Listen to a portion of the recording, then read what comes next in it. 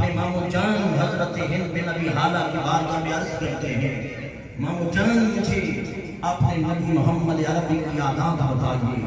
میرے نبی محمد عربی کی گفتگو فرمانے کا انداز کیا تھا؟ اب وہی حدیث سماعت فرمائیے۔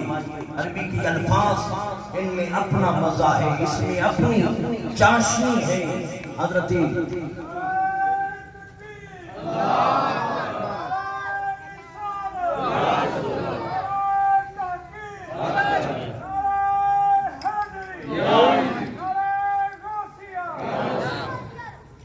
حضرت امام حسن سے روایت ہے، سنیے۔ عن الحسن بن علی رضی اللہ تعالی عنہما قال سألت خالي هند بن أبي حالة وكان وصافا عن حية رسول الله صلى الله عليه وسلم قلت صف لي منطق رسول الله صلى الله عليه وسلم قال كان رسول الله صلى الله عليه وسلم دائما فركة طويل السكت لا يتكلم في غير حاجة يفتتح الكلام ويختمه بأشتاقه ويتكلم بجوامع الكلم كلامه فصل لا فضول ولا تقصير ليس بالجافي ولا المهين يعظم النعمة وإن دقت يعظم النعمة وإن دقت لا يكون منها شيئا غير أنه لم يكن ضواما ولا ذواقا ولا يمدحه ولا يعقده فإذا أشار بكفه كلها وإذا تعجب قلبها وإذا تحدث اتصل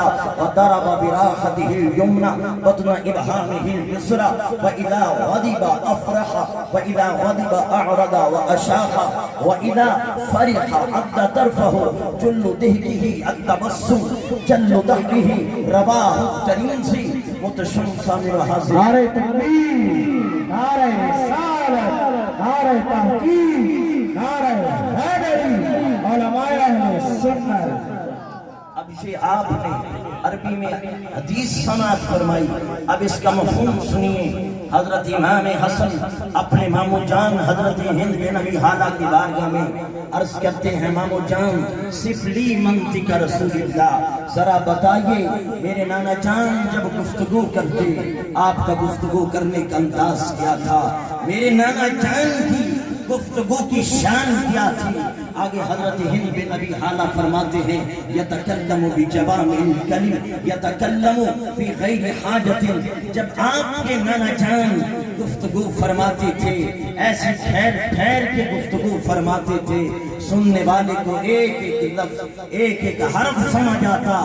آپ کی گفتگو فرمانے کی یہ شان تھی کہ اگر سننے والا آپ کی گفتگو کو حفظ کرنا چاہتا تو شروع سے لے کے آخر تک آقا نے جتنی گفتگو فرمائی ہوتی سننے والا آقا کی گفتگو کا حافظ بن کے اٹھتا۔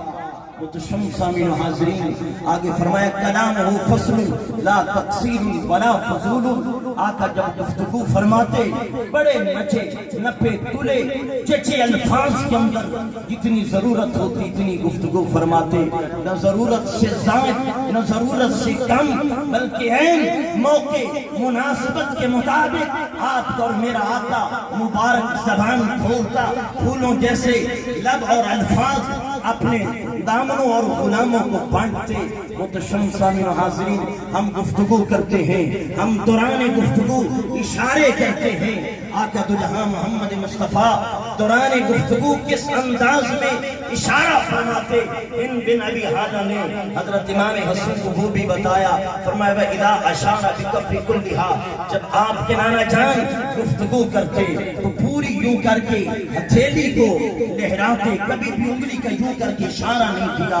وَإِذَا تَجَلَّبَ تَعَلَّبَ، جب آپ گفتگو فرماتے ہوئے کسی حیرانگی کی بات کے ظاہر فرماتے تو اپنی ہتھیلی کو یوں کر کے پلٹ دیتے، اور آگے فرمایا کہ وَإِذَا غَضِبَ أَعْرَضَ، جب آپ کسی بات پہ غصہ فرماتے تو وہاں سے کنارہ کش ہو جاتے، وہاں سے اٹھ کھڑے ہوتے، مزید اپنا غصہ سامنے والے پر نہ پھیرتے۔ اور مزید آگے فرمایا وَإِذَا فرح عد طرفه، آقا جب خوش ہوتے تو اپنی مبارک گردن یوں جھکا دیتے۔ یا کیا دو جہاں کے مبارک گفتگو کا انداز حضرت ہند بن ابی حالہ نے بیان کیا، اور آگے حضرت ہند بن ابی حالہ فرماتے ہیں لیس بالجاف ولا المہین، آقا دو جہاں کے مزاج میں سختی نہیں تھی، نرمی تھی، محبت تھی، پیار تھا۔ کوئی پتھر بیمار تھے، میرے آقا ان کو دعائیں دیتے، جو آپ کے راستے میں کانٹے بچھاتے، میرے آقا ان کے لیے رحمتوں کی چادریں بچھاتے، حتیٰ کہ متشم سامعین و حاضرین، میرے آقا وہ رحمت کائنات ہیں۔ آپ سجدے میں ہوتے، کفار مکہ آپ پہ اوجڑی ڈالتے، آپ گلی میں چل رہے ہوتے، کفار مکہ راستے میں گندگی ڈالتے، میرے آقا گندگی چھاڑ کے اپنے اوپر لدی ہوئی اوجڑی ہٹا کے ہاتھ اٹھا کے دعا مانگتے۔ مولا یہ ناقدر لوگ، انہیں کیا پتا شان مصطفیٰ کیا ہے، مولا انہیں کیا پتا میں ان کا کتنا ہمدرد اور خیر خواہ ہوں۔ مولا یہ مجھے ستانے والے، میرے راستے میں کانٹے بچھانے والے، مولا تیرا رحمت للعالمین نبی ان کے حق میں دعائیں کرتا ہے، مولا ان کو ہدایت عطا فرما۔ نعرہ تکبیر، نعرہ رسالت، نعرہ تحقیق، نعرہ حیدری، علماء اہل سنت، سرکار کی آمد، مختار کی آمد۔ متشم سامعین و حاضرین، آپ کو وہ سفر طائف یاد ہوگا۔ آقا دو جہاں کفار کے پاس ہدایت کی، توحید کی تبلیغ فرمانے کے لیے گئے، لیکن انہوں نے آپ کو پتھر مارے، لہو لہان کر دیا۔ آپ کے پاس پہاڑوں کا فرشتہ کے عرض کرتا ان شئت ان اطبق علیہم المخشبین، پیارے حبیب اگر اجازت ہو طائف کے دائیں بائیں کھڑے پہاڑوں کو میں ٹکرا دوں، طائف والوں کا یوں کچومر نکال دوں، جس طرح چکی کے پاتوں میں آیا دانا پستا ہے، یوں طائف والے بے نام بے نشان ہو جائیں، یہ مٹ جائیں، ان کی بستیاں ختم ہو جائیں۔ آقا دو جہاں نے دل میں سوچا وہ تھے، ہم ہیں، وہ اپنی خون نہ چھوڑیں گے، ہم اپنی وضع کیوں چھوڑیں، ان کا کام تھا پتھر مارنا، سو تو پتھر برسا چکے، میرے رب نے مجھے رحمت کائنات بنا کے بھیجا ہے، میں تو رحمتوں کے پھول برسوں گا، میں تو رحمتوں کی دعائیں کروں گا۔ آقا دو جہاں نے یوں اپنے مبارک ہاتھ اٹھائے، فرمایا بل ارجو ان یخرج من اصلابہم من یعبد اللہ وحدہ ولا یشرک بہ شیئا۔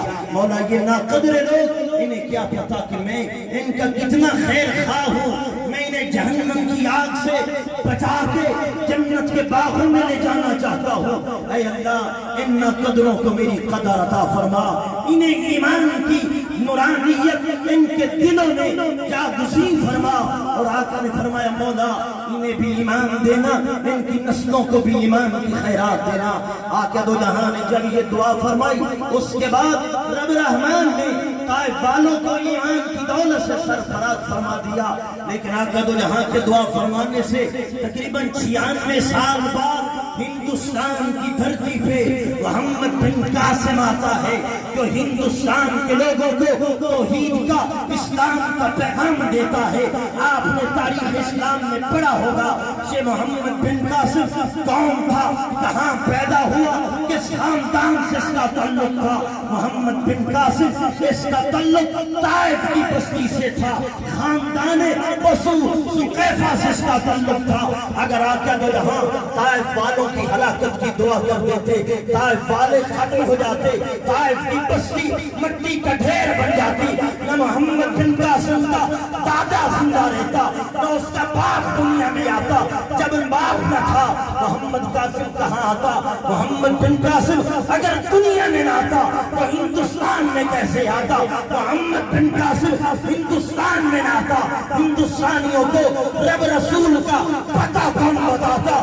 ہم آج مسلمان ہیں، آج ہم آقا کی عظمت کے دن گا رہے ہیں، تو آقا کی شان رحمت للعالمین کا فیضان ہے۔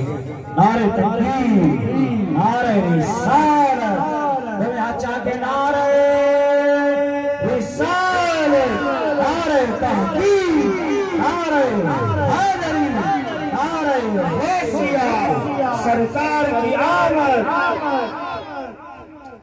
متشم سامعین و حاضرین، یہ آپ نے امام حسن کی مبارک زبان سے آقا دو جہاں کی ایک عادت کریمہ یعنی گفتگو فرمانے کا انداز سنا۔ اب دوسری روایت حضرت امام حسین کی آپ کو سناتا ہوں۔ امام حسین اپنے ابا جان علی المرتضیٰ سے دو باتیں پوچھتے ہیں کہ ابا جان ذرا بتائیے میرے نانا جان جب گھر میں تشریف لے کے جاتے گھر میں آپ کا مشغلہ کیا ہوتا، آپ کی مصروفیت کیا ہوتی؟ پھر دوسرا پوچھتے ہیں کہ ابا جان جب میرے نانا جان گھر سے نکلتے صحابہ کی مجلس میں آتے وہاں آ کے دل ہانکتا، مجلس کے شرکاء کے ساتھ رویہ کیا ہوتا؟ بس یہی آخر پہ حدیث آپ کو سنانی ہے۔ امام حسن فرماتے ہیں میں نے اپنے ابا جان سے پوچھا، کیا پوچھا؟ کہ علی المرتضیٰ کے الفاظ میں سنیے، حضرت امام حسین کے الفاظ میں سنیے۔ امام حسین فرماتے ہیں قال الحسین فسألت ابی عن دخول رسول اللہ صلی اللہ علیہ وسلم اذا آبا الى منزله جزء دخوله ثلاثة اجزاء جزءا لله تعالى جزءا لأهله جزءا لنفسه ثم جزءه بينه وبين الناس فيرد بذلك بالخاصة على العامة فلا يدخر عنهم شيئا فكان من سيرته في جزء الأمة على آثارهم منهم ذو الحاجة ومنهم ذو الحاجتين ومنهم ذو الحوائج ويشتغل بينهم ويشغلهم فيما يصلحهم والأمة من مسألة عنه وإخبارهم بالذي ينبغي لهم ويقال ليبلغ الشاهد منكم الغائب وأبلغوني حاجة من لا يستطيع إبلاغها فإنه من أبلغ سلطان حاجة من لا يبلغ استطاعتها ثبت الله قدميه يوم القيامة۔ نعرہ تکبیر، نعرہ رسالت، نعرہ تحقیق، نعرہ حیدری، سرکار کی آمد، بنٹھار کی آمد۔ جے تھاکے ہو چون بیٹھو جنہیں حلیوی سے جانش بیٹھو ذرا ٹھلا کے سرکار کی آمد، بنٹھار کی آمد، سہنے کی آمد۔ حضرت امام حسین فرماتے ہیں کہ میرے نانا جان جب گھر اپنے تشریف لے جاتے جتنا وقت آپ نے گھر گزارنا ہوتا اس وقت کے آپ 3 حصے کرتے، جزء للہ تعالی، جزء لأہلہ،